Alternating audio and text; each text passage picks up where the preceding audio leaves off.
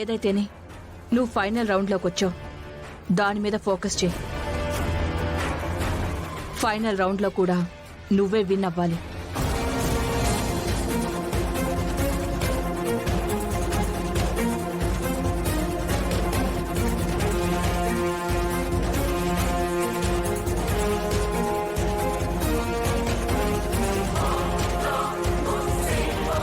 ఏంటలా చూస్తున్నావు?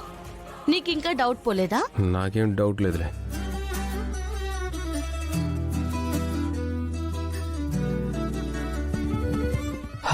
అమ్మయ్యా అమ్మయ్యా, దొరికిపోయావని టెన్షన్ పడ్డామే. ఎప్పుడొచ్చావు అసలు? వీళ్ళు లోపలికొచ్చేసరికి నేను వెనక నుండి గోడ దూకొచ్చేసాను బామ్మగారు. అన్నయ్య వచ్చి రూమ్ లో చూసి లేవు అనగానే ఇక ఫినిష్ అనుకున్నాం ఫ్రెండు. కానీ లాస్ట్ మినిట్ లో నువ్వు సేవ్ అవ్వడం కాదు, మమ్మల్ని కూడా సేవ్ చేశావు. లేదంటే నిన్ను అరవడమే కాదు, మా ఇద్దరు పీకలు కొరికేసేది మా మమ్మీ. అవును, ఫైనల్ రౌండ్కి వచ్చేసావంటగా? అవును బామ్మగారు, నేను ఫైనల్ రౌండ్కి వచ్చిన విషయం అమ్మకు కూడా చెప్పాలి. తను చాలా ఆనందపడుతుంది. చెప్పమ్మా. ఎలాగోలా కింద మీద పడి ఫైనల్ రౌండ్లో కూడా గెలిస్తే మీ అమ్మకిచ్చిన మాట నిలబెట్టుకున్న దానివవుతావు.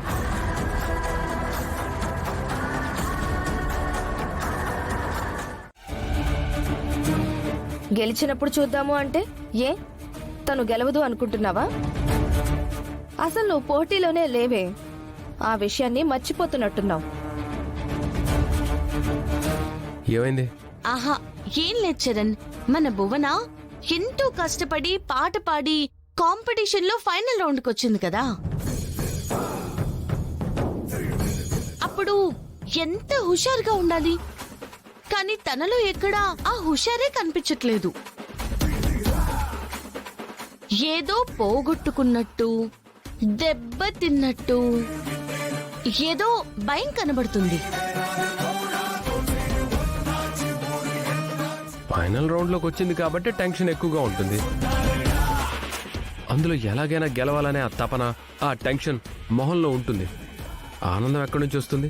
అవునవును, ఆనందం ఎక్కడి నుంచి వస్తుంది? టెన్షనే ఉంటుంది.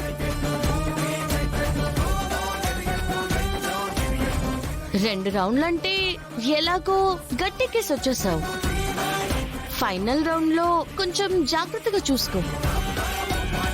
నువ్వేం తన ఎగతాలు చేయక్కర్లేదు. ఈ రోజు అంటే నేను కాంపిటీషన్ దగ్గరికి రాలేకపోయాను. రేపు అక్కడే ఉంటాను. ఖచ్చితంగా భువన కాంపిటీషన్ లో విన్ అయి తీరుతుంది. తను విన్ అయితే హ్యాపీయే. లేదంటే తనకెవరో పోటీ వచ్చిందంటున్నారు కదా అమ్మాయి.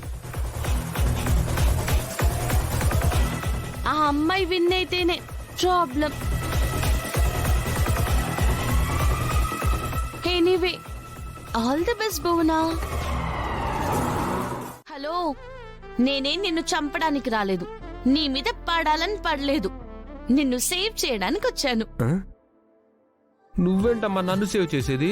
అదేంటో చూడు కింద.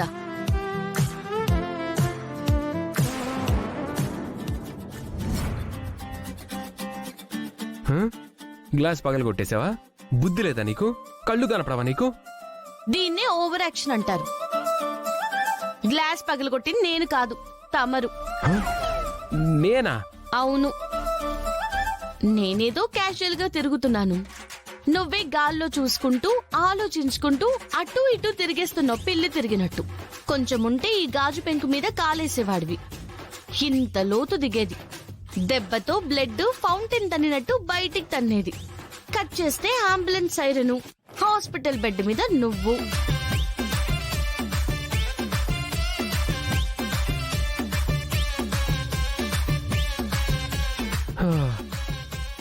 ఓ అమ్మాయి గురించి ఆలోచిస్తూ చూసుకోలేదనుకుంటా. అమ్మాయా? ఏ అమ్మాయి? అదా, తనొచ్చి గుడిలో పాట పాడిన వాయిస్ నేను ఇష్టపడ్డాను. ఆ అమ్మాయి గురించి ఆలోచిస్తున్నాను. ఆ అమ్మాయిని ప్రేమిస్తున్నానంటే ఇది మొత్తం గందరగోళం చేస్తుంది. అయినా దీనికి నేనెందుకు చెప్పాలి? హలో, ఏంటి అడుగుతుంటే ఆలోచిస్తున్నావు? ఎవరా అమ్మాయి? ఏ అమ్మాయి గురించి ఆలోచిస్తున్నావో నాకు తెలియాలి. హ్మ్, నీకెందుకు తెలియాలి? ఎందుకు తెలియాలంటే నేను నీకు కాబోయే భార్యను కాబట్టి. ఇంకా కాలేదు కదా, త్వరలో అవుతాను కదా. అప్పుడు నేను చేస్తాను కదా. ఇదిగో టాపిక్ మార్చుకో. నువ్వే అమ్మాయి గురించి ఆలోచిస్తున్నావో ముందది చెప్పు. ఒక అందమైన అమ్మాయి గురించి ఆలోచిస్తున్నాను. నా గుండెల్లో కట్టుకున్న గుడిలో ప్రతిష్ఠించబోయే దేవత గురించి ఆలోచిస్తున్నాను. గుండె గుడి కొంచెం ఎక్కువ అవ్వలేదా? అయినా పర్వాలేదు.